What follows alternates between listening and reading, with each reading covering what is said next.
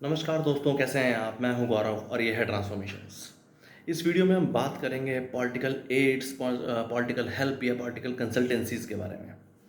आज हम देखते हैं पिछले लगभग 10-12 सालों में देश में बहुत सारी पॉलिटिकल कंसल्टेंसीज़ एक तरीके से एस्टेब्लिश हुई नए नए सिरे से पॉलिटिकल एड्स के रूप में या पॉलिटिकल हेल्प के रूप में। और ये इस तरीके की कंसल्टेंसीज़ हैं, किस तरीके से कंपनीज़ ऑर्गेनाइजेशन हैं जो कि आपको हर तरीके की हेल्प करते हैं, हर तरीके की मदद करती हैं। अगर आप भारतीय राजनीति में इलेक्शन लड़ना चाहते हैं या उस पर्टिकुलर स्टेट से या एमपी का चुनाव लड़ना चाहते हैं या एमएलए का चुनाव लड़ना चाहते हो, तो इस तरह की कंसल्टेंसीज आपको हर तरह की हेल्प करती हैं और हर तरीके की सर्विसेज भी प्रोवाइड करती हैं। इवन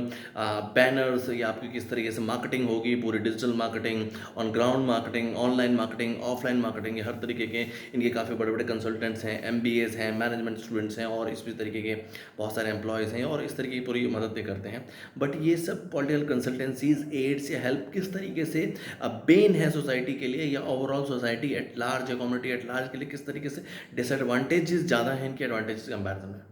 रीज़न बिहाइंड कि इन सब कंसल्टेंसीज को वही सब पॉलिटिकल पार्टीज़, भले वो नेशनल पार्टी हों या रीजनल पार्टी हों, स्टेट बेस्ड पार्टीज़ हों, या फिर एक एज एन इंडिविजुअल कैंडिडेट या इंडिविजुअल जो भी एक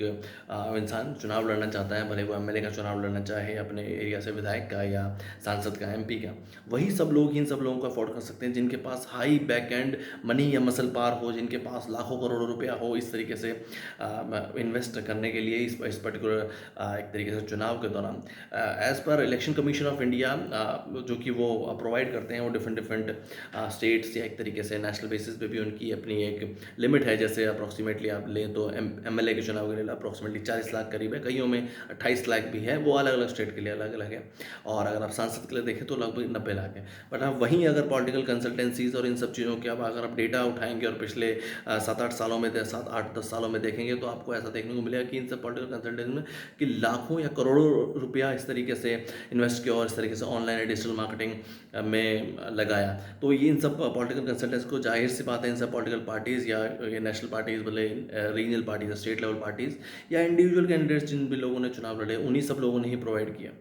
तो जब इतना पैसा और इतना सब कुछ बैकएंड्स पे लगेगा तो एक नॉर्मल कैंडिडेट जिसके पास शायद जो एक तरीके से नए सिरे से समाज के विकास के लिए उठना चाहता है या उसको सोशल वेलफेयर में या सोशल प्रोग्रेसिव डेवलपमेंट में इंटरेस्ट है, समाज के लिए वो काम करना चाहता है, पर उसको उतना पैसा नहीं है या उतनी पॉलिटिकल बैकिंग्स नहीं है या कि वो इस तरीके की पॉलिटिकल एड्स या कंसल्टेंसीज को हायर कर सके या अपने अपने एक तरीके से जो पॉलिटिकल मैनिफेस्टो है उसका हिस्सा बना सके, तो उसके लिए तो एक तरीके से इक्वल अपॉर्चुनिटी नहीं है और उसके जीतने के चांसेस भी कम हो जाते हैं।